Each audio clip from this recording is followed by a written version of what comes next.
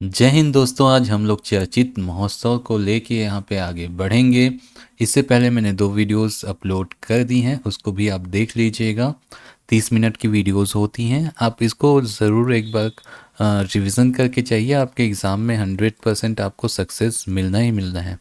जब आप current affair को अच्छे से अपडेट करके जाते हैं, उसको रिवीजन करके जाते हैं, आप में से बहुत से ऐसे होंगे जो करंट अफेयर की वजह से पीछे रह जाते होंगे। तो करंट अफेयर बहुत महत्वपूर्ण होता है हम लोग के सीजीपीएससी एग्ज़ाम्स में या किसी भी अन्य एग्ज़ाम्स में बहुत महत्वपूर्ण पार्ट रोल प्ले करता है आपका। तो चलिए हम लोग आगे बढ़ते हैं चर्चित महोत्सव से। तो यहाँ पे हम लोग देखेंगे आपका पहला चर्चित महोत्सव है आपका 39th, है ना, 29वां क्रम का चक्रधर समारोह 2024 में जो हुआ है। इसका आयोजन हुआ था 17 से लेके 16 सितंबर के बीच में। 10 दिवस का होता है ये, है ना। 7 से लेके 16 सितंबर तक आयोजन आपका है रामलीला मैदान रायगढ़ में ही चक्रधर समारोह का आयोजन होता है। ये 39 नंबर का ये आपका आयोजन रहा है इस बार। इसका जो शुभारंभ है वो 7 सितंबर को 2024 को हुआ था आपका। ठीक है, जो गणेश चतुर्थी का दिन था उसी दिन इसको स्टार्ट किया गया था। इसके मुख्य अतिथि थे आपके श्री विष्णु देवसाय जी, जो हम लोग के छत्तीसगढ़ के मुख्यमंत्री हैं। प्रमुख प्रस्तुति है आपकी पद्मश्री हेमा मालिनी द्वारा भरतनाट्यम पर राधा रास बिहारी नृत्य नाटिका इन्होंने प्रस्तुत किया था। सम्मान प्रदत्त किया गया। इस वर्ष पद्मश्री से सम्मानित श्री रामलाल बड़े जी को कथक घुंघरू सम्मान से सम्मानित किया गया। ये बहुत इंपॉर्टेंट है, याद रखिएगा, ये क्वेश्चन आ सकता है अभी। ठीक है, किसको पद्मश्री से सम्मानित जो आपके व्यक्ति हैं उनको श्री रामलाल बड़े जो हैं उनको कथक घुंघरू सम्मान से सम्मानित किया गया है। तो प्रमुख प्रस्तुतियाँ क्या क्या थी 29वें चक्रधर समारोह में, तो देखेंगे हम लोग टोटल 7 जो हैं आपके प्रमुख जो है सर्वोच्च नागरिक सम्मान जो है चौथे नंबर का होता है ये। पद्मश्री से सम्मानित 7 विभूतियों ने मंच को सुशोभित किया था। ठीक है, इनको कब कब पद्मश्री मिला था वो भी आपका यहाँ पे डिनोट किया गया। जैसे पद्मश्री हेमा मालिनी जी को मिला था 2000 में, भरतनाट्यम की इन्होंने प्रस्तुति दी थी। पद्मश्री रंजना गौहर को 2003 में मिला था ओडिसी नृत्य के लिए। कुमारी देवयानी जी जो हैं या अनिक सेमोटी जो हैं 2009 में इनको भरतनाट्यम के लिए मिला था पद्मश्री। डॉक्टर सुरेंद्र दुबे 2010 में हास्य कवि जो हैं। डॉक्टर भारती बंधु इनको भी 2013 में कबीर भजन के लिए मिला था। और पद्मश्री अनुज शर्मा जो एक्टर हैं आपके छत्तीसगढ़ी एक्टर जो हैं, ठीक है, मोरछैया भूइयाँ याद होगा, उनको क्षेत्रीय गायन के लिए पद्मश्री अवार्ड दिया गया था। पद्मश्री रामलाल बड़े जो हैं आपके 2024 कथक जो है इसमें क्या है प्रस्तुति इन्होंने दी थी। सॉरी, ये प्रस्तुतियां दी गई थी, इसके नाम पे आपके पद्मश्री इनको नहीं दिया गया, अलग हो गया, सॉरी माफ़ कीजिएगा। आगे बढ़ते हैं सामान्य परिचय। पढ़ाते समय कुछ मिस्टेक हो जाती हैं, उसको थोड़ा सा आप देख लीजिएगा। ठीक है, क्या है पढ़ाते पढ़ाते याद नहीं रहता कि क्या बोला जा रहा है। ठीक है, थोड़ा बहुत हो जाता है मिस्टेक, उसके लिए थोड़ा क्षमा प्रार्थी हूँ मैं। सामान्य परिचय देखते हैं चक्रधर समारोह। तो इसका समारोह का आयोजन का शुरुआत 1985 में किया गया था। 1885 में कांग्रेस का स्थापना हुआ था, इसका मान लेते हैं, और 1985 याद हो जाएगा वो भी ये भी। ठीक है, तो वर्ष 1985 में राजा चक्रधर सिंह जो तबला वादक थे ने इसका समारोह का आयोजन स्टार्ट किया था। जो पूर्व में इसका आयोजन बादल महल जो रायगढ़ में स्थित है में हुआ करता था। इस अवसर पर मुख्यमंत्री श्री विष्णुदेव साय ने रायगढ़ में संगीत महाविद्यालय की स्थापना करने की घोषणा भी की है। ठीक है, दूसरे क्रम का ये हो जाएगा संगीत महाविद्यालय। ठीक, चलिए आगे बढ़ते हैं इसी में। 47वां राउत नाचा महोत्सव सन 2024 आयोजन की तिथि थी 23 नवंबर सन 2024। वो कब था आपका, सितंबर में था और ये नवंबर में है। ठीक है, आयोजन का स्थल देखते हैं, लाल बहादुर शास्त्री स्कूल बिलासपुर में राउत नाचा का आयोजन किया गया था। 47वें क्रम का, वो कौन से क्रम का था, 39वें क्रम का था, राजा चक्रधर समारोह। ठीक है, महोत्सव का उद्घाटन मुख्यमंत्री श्री विष्णुदेव साय जी के द्वारा किया गया था। प्रथम स्थान बासिया दल को मिला और द्वितीय स्थान मिला भरनी परसदा दल को। छत्तीसगढ़ का सबसे बड़ा राउत नाचा महोत्सव का आयोजन प्रतिवर्ष बिलासपुर में होता है। यहाँ राउत नाचा महोत्सव की शुरुआत 1978 में की गई थी। Okay fine. नेक्स्ट चलते हैं हम लोग का छत्तीसगढ़ राज्य युवा महोत्सव 2025। ठीक है, इसका आयोजन प्रस्तावित है आपका 12 से 14 जनवरी जो अभी हुआ है ना। ठीक है, प्रस्तावित स्थल है आपका खेल संचालनालय परिसर एवं पंडित दीनदयाल उपाध्याय ऑडिटोरियम रायपुर।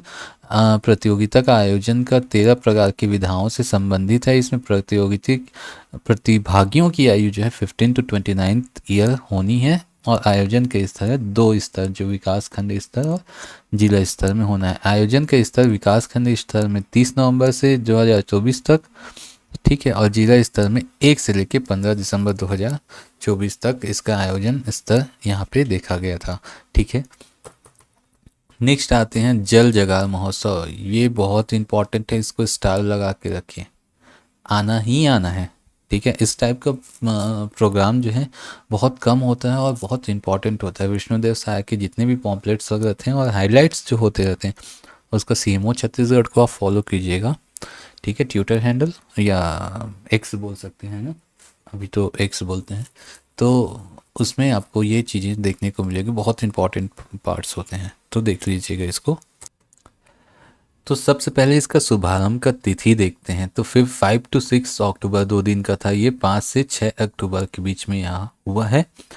इसका स्थल पंडित रविशंकर जलाशय यानी गंगरेल डैम जो है ना आपका धमतरी जिला में, वहाँ पे इसका आयोजन किया गया था जल जगार महोत्सव।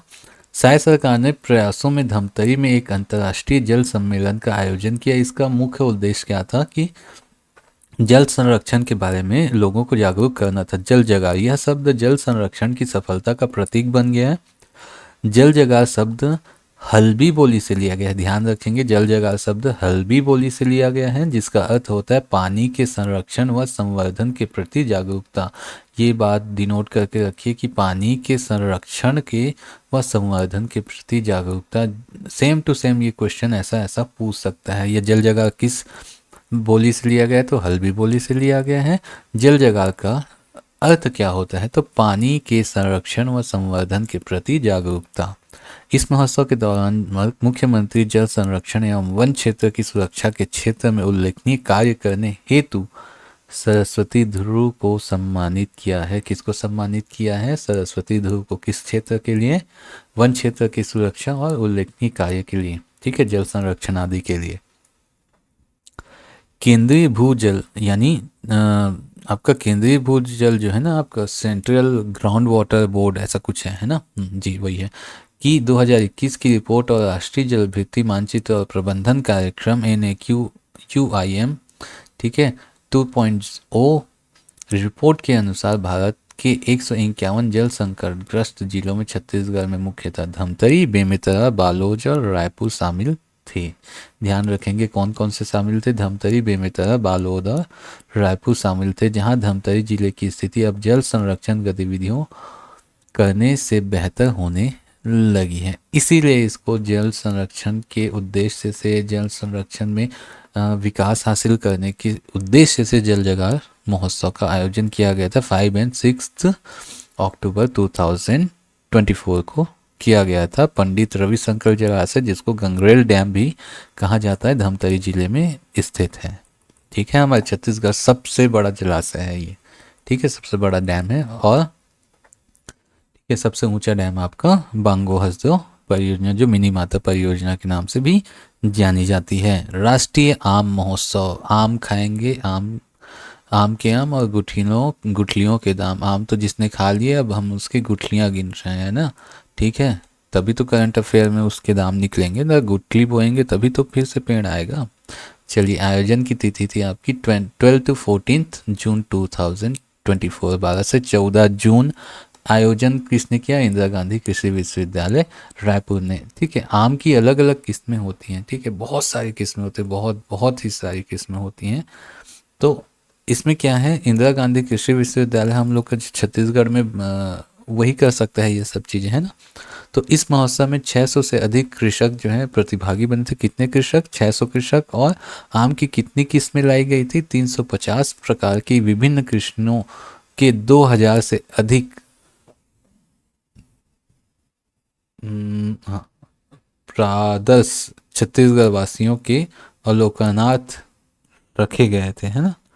ठीक है, 350 किस्मों के 2000 से अधिक प्रादर्श, ठीक है, मतलब लगभग 350 किस्मों की यहाँ पे क्या थे, आम जो है प्रदर्शित किए गए थे, है ना। देखिए नेक्स्ट आते हैं जनजातीय गौरव दिवस एवं अंतर्राज्यीय, है ना, अंतर्राज्यीय आदिवासी लोक नृत्य महोत्सव 2024। जनजातीय गौरव दिवस एवं अंतर्राज्यीय आदिवासी लोक नृत्य, तो इसका आयोजन कब किया गया था? 14 से लेकर 15 नवंबर के बीच 2 दिवसीय ये भी किया गया था। यहाँ पे देखो लोगों को हमेशा याद रखना ना, ठीक है, लोगों में से बहुत कुछ चीज़ें यहाँ पे पूछ ली जाती है। जनजातीय गौरव दिवस, यहाँ पे एक ठीक है, शामिल राज्य कौन कौन से? 21 राज्य थे, 28 आदिवासी नर्तक इसमें शामिल हुए थे। आयोजन स्थल था आपका साइंस कॉलेज का जो मैदान है रायपुर में, वहीं शुभारंभ करता श्री विष्णुदेव साय जी थे।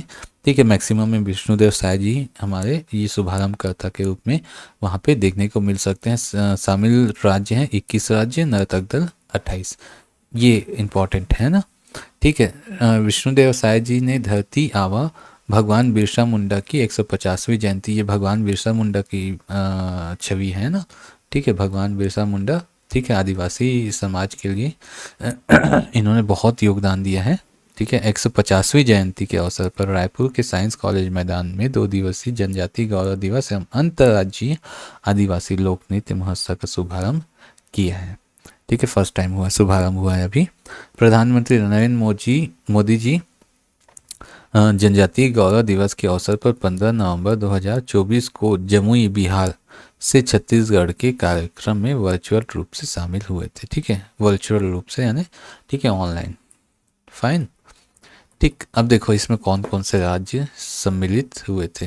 ये हमारे मुख्यमंत्री जी हैं श्री विष्णुदेव साय जी। अब देखिए इसमें कौन कौन से राज्य शामिल हुए हैं। तो पहला देखो त्रिपुरा, मेघालय, मिजोरम याद रखेंगे इसको ना, ऐसा करके हमेशा कंबाइन याद रखेंगे। देखो ये पूर्वोत्तर के राज्य हैं ना, तो त्रिपुरा, मेघालय, मिजोरम। ठीक है, ब्रू रियांग जनजाति यहाँ से आई थी। मेघालय में गारो खासी जनजाति है, तो उसमें गारो जनजाति आई थी। और मिजोरम में मिजो और चरमा जनजाति है ना, तो मिजो नृत्य पेश करने वहाँ से मिजोरम से आई थी। मिसी सालजों की आराधना नृत्य, होजागिरी लोक नृत्य। तो कौन कौन से राज्य इसमें शामिल होते हैं, तो कौन से नृत्य यहाँ से पेश किए गए, वो चीज़ें पूछ ली जाती हैं। अब देखिए यहाँ पे हिमाचल प्रदेश और उत्तराखंड, इसमें जनजाति समुदाय जो थे उन्होंने कायांग नृत्य प्रस्तुत किया था। उत्तराखंड से दिया बाती नृत्य और हारुल नृत्य यहाँ से पेश किया गया था। देखिए अब ये सिक्किम भी आपका उत्तर पूर्व का राज्य हो गया। ये सिक्किम को जोड़ते हैं अरुणाचल प्रदेश से, है ना, दोनों एक साथ के राज्य हैं, वहीं पास के, है ना। ठीक, तो सिक्किम से जो है लिम्बू जनजाति और अरुणाचल प्रदेश से गेह पदम ए नाइनी नृत्य आदि नृत्य यहाँ पे प्रस्तुत किए गए थे। ठीक है, अभी देखते हैं गुजरात। ठीक है, गुजरात से सिद्धि गोमा नृत्य या राठवा नृत्य ये आ सकता है। ठीक है, गुजरात से सिद्धि गोमा नृत्य और राठवा नृत्य, इसमें से क्वेश्चन ये बन सकता है, इसको इम्पोर्टेंट कर लीजिए। मध्य प्रदेश से गोंड जनजाति, ठीक है, उसमें से सैला कर्मा नृत्य और भील भगोरिया नृत्य, ये भी इम्पोर्टेंट है, इसको स्टार मार्क कर लीजिए।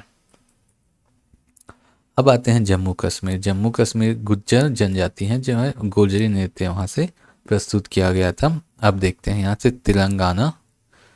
ठीक है, तेलंगाना, कर्नाटका, आंध्र प्रदेश और हाँ ये ऊपर नीचे एक साथ दे देता ना तो ठीक था। चलो ठीक है, तेलंगाना देखते हैं मथुरी नृत्य, कर्नाटका से सुगाली नृत्य और आंध्र प्रदेश से ढिमाला नृत्य, उत्तर प्रदेश से कर्मा नृत्य ऑब्वियसली।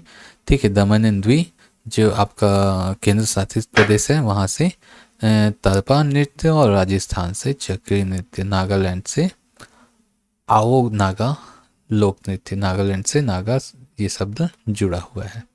तो दो आपका गुजरात इम्पॉर्टेंट हो जाएगा, मध्य प्रदेश इम्पॉर्टेंट हो जाएगा, और ये दमन एंड द्वीप इम्पॉर्टेंट हो सकता है क्योंकि इतने में देखिए दमन एंड द्वीप एक आपका यूनियन टेरिटरी है ना इसीलिए। चलिए आगे बढ़ते हैं। नेक्स्ट देखते हैं यहाँ पे माँ महानंदा चित्रोत्पला गंगा महानदी महाआरती महोत्सव।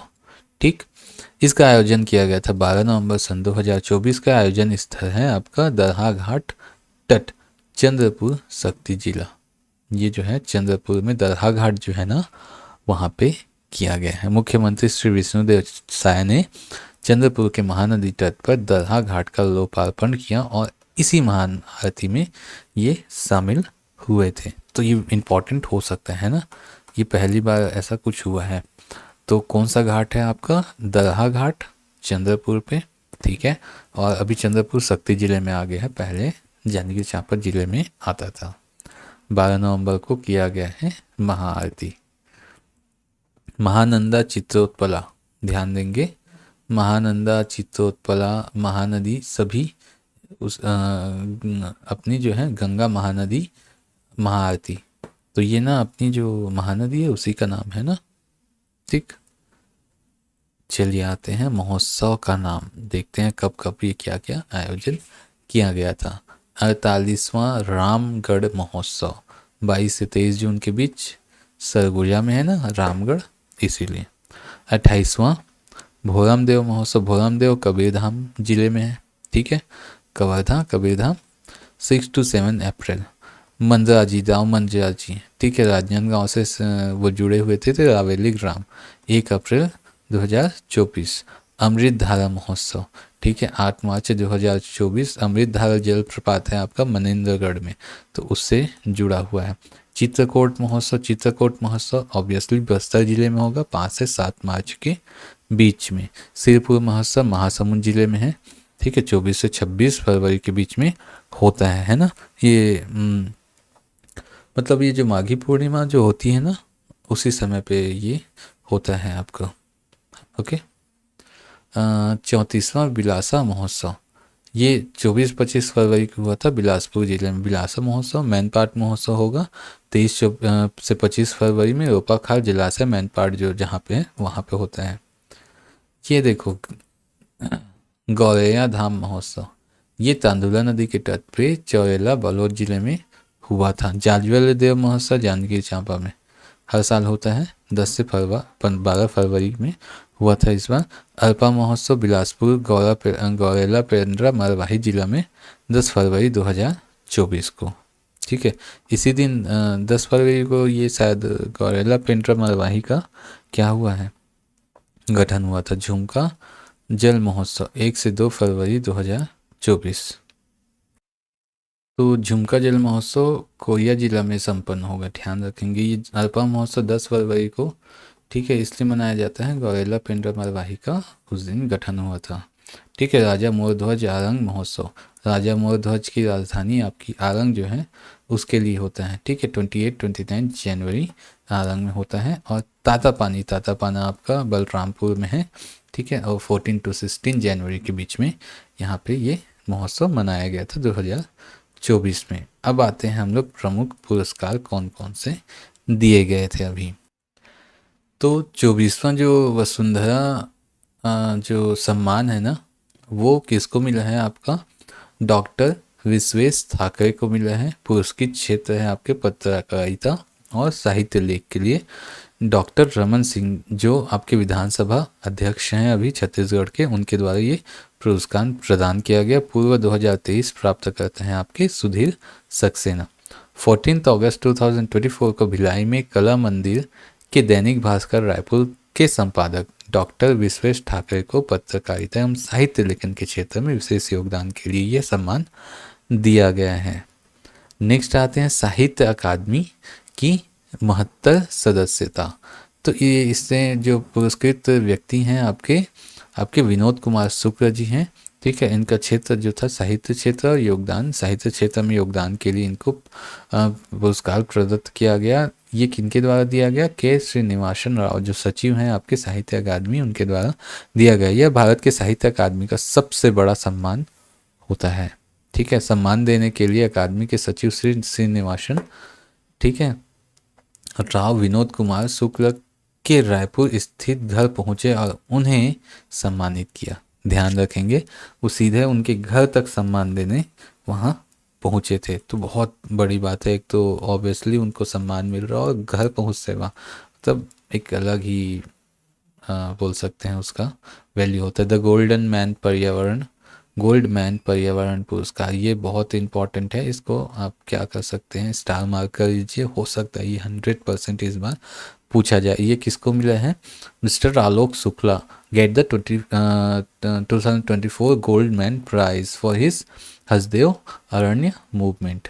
ये बहुत इंपॉर्टेंट, बहुत बहुत बहुत इंपॉर्टेंट हो सकता है इस बार आ ही जाए। तो ये जो गोल्डमैन पर्यावरण पुरस्कार, ये गोल्डमैन पर्यावरण पुरस्कार के बारे में केबीसी तक में भी पूछा जा चुका है। ठीक है, तो छत्तीसगढ़ से पुरस्कृत हैं मिस्टर आलोक शुक्ला, पर्यावरणविद हैं ये।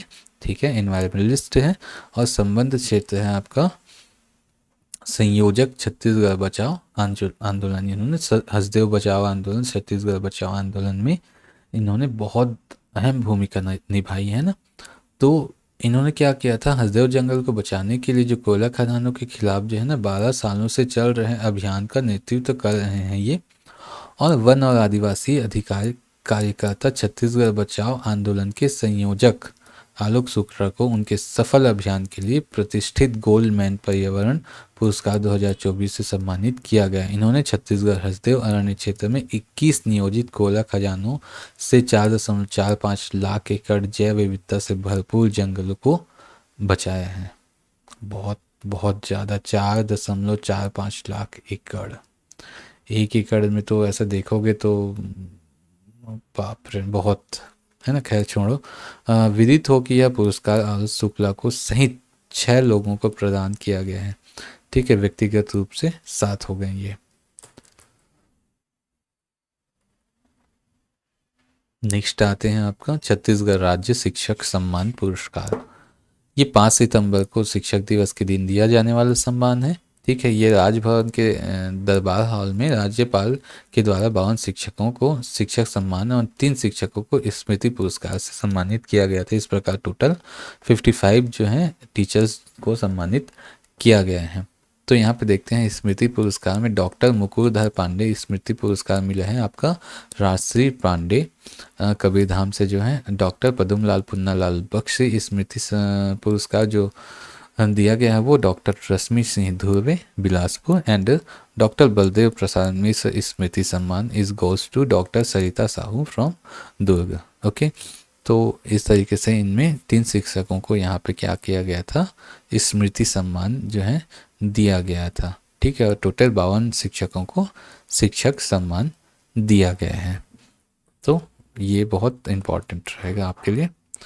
राष्ट्रीय शिक्षक पुरस्कार, राष्ट्रीय है ना, छत्तीसगढ़ से पुरस्कृत कौन है आपके? के शारदा। ये एक विकलांग शिक्षिका है होने के बावजूद, है ना, दिव्यांग बोल सकते हैं, सॉरी बाय मिस्टेक, दिव्यांग शिक्षिका हैं और इनके द्वारा किया गया जितना भी कार्य बहुत ही महत्वपूर्ण रहा है। पदस्थ स्कूल है इनका शासकीय पूर्व माध्यमिक शाला खेदा मारा भिलाई दुर्ग जिले से दिव्यांग शिक्षिका के शारदा को 5 सितंबर 2024 को राष्ट्रपति जी द्वारा क्या है पुरस्कृत किया गया है। इस वर्ष 2024 में छत्तीसगढ़ से सम्मान पाने वाली एकमात्र शिक्षिका है ये। ठीक है, चलिए आगे आते हैं। राष्ट्रपति ध्वज अलंकरण सम्मान। ओके, तो ये समारोह होता है आपका 15 दिसंबर 2024 को और समारोह स्थल होता है पुलिस ग्राउंड जो होता है आपका रायपुर वहाँ पे। और अलंकरण प्रदत्त होता है केंद्रीय गृह मंत्री श्री अमित शाह द्वारा। ये दिया गया है किनको? डीजीपी जो अशोक जुनेजा जी है ना यहाँ के डीजीपी, उनको ये दिया गया है। Now president police colour award 2024, राष्ट्रपति पुलिस कलर ध्वज। ओके जस्ट मिनट, हाँ ये पुलिस कलर ध्वज से बस्तर की संस्कृति को दर्शाया गया है जिसमें गौर माड़िया सिंह और धान के खेत शामिल हैं। ठीक, तो ध्वज के ऊपर और नीचे 36 किले दर्शाए गए हैं। 15 दिसंबर 2024 को रायपुर के पुलिस ग्राउंड में क्या किया, श्री अमित शाह जी द्वारा इनके हाथों से छत्तीसगढ़ पुलिस को राष्ट्रपति का पुलिस ध्वज सम्मान, प्रेसिडेंट पुलिस कलर अवार्ड 2024 से सम्मानित किया गया है। यहाँ पे कलर पे स्पेलिंग इसीलिए देख रहा था मैं, अमेरिकन हो गया है। ठीक है, CYLOUR।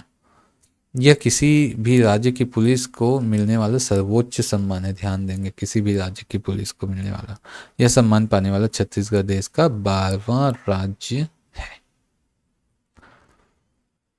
Now 25th NCPDP Helen Keller award. ठीक है, ये हेलन केलर अचीवमेंट अवार्ड जो है पुरस्कृत व्यक्ति हैं श्री बसंत साहू, जो है कुरुद धमतरी से हैं, संबंध क्षेत्र है दिव्यांग समाजसेवी और चित्रकार। ठीक है, हेलन केलर जो है उनके बारे में आप जानते होंगे, है ना, तो उन्हीं के नाम पे ये जो है दिया जाता है NCPDP हेलन केलर अवार्ड। ये बसंत साहू जी को दिया गया है। चलिए आगे देखते हैं इसमें। अब देखते हैं 2024 में जो है पद्मश्री से सम्मानित किए गए व्यक्तित्व। तो टोटल 3 व्यक्तियों को पद्मश्री से सम्मानित किया गया। ये मोस्ट इम्पॉर्टेंट है ना, इसको स्टार मार्क कर लीजिए, ये आएंगे यही आएंगे, है ना। तो इसमें से क्वेश्चन बन सकते हैं आपके। तो पंडित रामलाल बरेठ, श्री जागेश्वर यादव और श्री हेमचंद मांझी। ये जो है कथक नृत्य के लिए इनको रामलाल बरेठ जी को मिला था, रायगढ़ राजघराना से, है ना। ठीक है, और कथक नृत्य का घराना होता है ये, रायगढ़ घराना से है ये। जागेश्वर यादव समाज सेवा के क्षेत्र में, है ना, और हेमचंद मांझी जी को चिकित्सा के क्षेत्र में ये पुरस्कार दिया गया है। तो इसमें से क्वेश्चन आने की संभावना बहुत ज़्यादा बनती है। स्वतंत्रता दिवस पर नई दिल्ली में जसपुर जिले के ANM व मितानिन सम्मानित हुए हैं, जिसमें आपका फर्स्ट श्रीमती निम्बा लांबा ANM और अमीषा बाई, ये मितानिन है पंडरी पानी से। तो इनको जो है सम्मानित किया गया है, JP नड्डा जी द्वारा सम्मानित किया गया था। ठीक है, संगीत नाटक अकादमी से पुरस्कृत छत्तीसगढ़ के व्यक्तित्व। तो किसका घोषणा हुई थी 27 फरवरी को 2024 में। संगीत नाटक अकादमी अवार्ड पूनम तिवारी जी को गया है। लोक संगीत वर्ष 2022 हेतु ये पुरस्कृत है ना, 2022 का मिला है। और उस्ताद बिस्मिल्ला खां युवा पुरस्कार समप्रिया पूजा निषाद को मिला है, पंडवानी गायिका है उनको। तो ये इम्पोर्टेंट हो सकता है, ये इसको भी स्टार मार्क लगा लीजिएगा। उस्ताद बिस्मिल्ला खां युवा पुरस्कार किसको प्राप्त है, ये पंडवानी वर्ष 2022 में गायक दिया गया था, उसको अभी ये 2024 में प्राप्त हुआ है। सर्वोच्च शब्द सम्मान आकाशदीप 2023, इसमें पुरस्कृत व्यक्ति हैं आपके विनोद कुमार शुक्ल जी और MT वासुदेव नायर। ठीक है, तो ये दोनों का नाम आप याद रख सकते हैं। देखते हैं आपके ट्रेजर ऑफ पिगी बैंक, ये ध्यान देंगे, ट्रेजरर ऑफ पिगी बैंक सुप्रसिद्ध हिंदी रचनाकार विनोद कुमार शुक्ल की कविताओं का अंग्रेजी अनुवाद। इस किताब में उनकी पुरानी कविताओं लगभग जय हिंद 1971 से लेकर हालिया रचनाओं को शामिल किया गया है। ठीक है, इन कविताओं का अनुवाद प्रसिद्ध कवि संपादक अरविंद कृष्ण मेहरोत्रा ने किया है।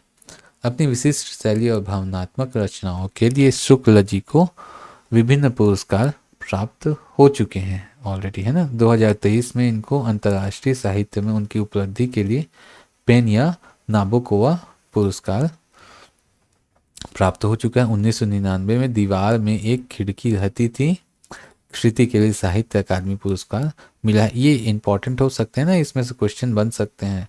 जैसे ये क्वेश्चन आता है हमेशा साहित्य के लिए, दीवार में एक खिड़की थी के रचनाकार कौन थे, है ना।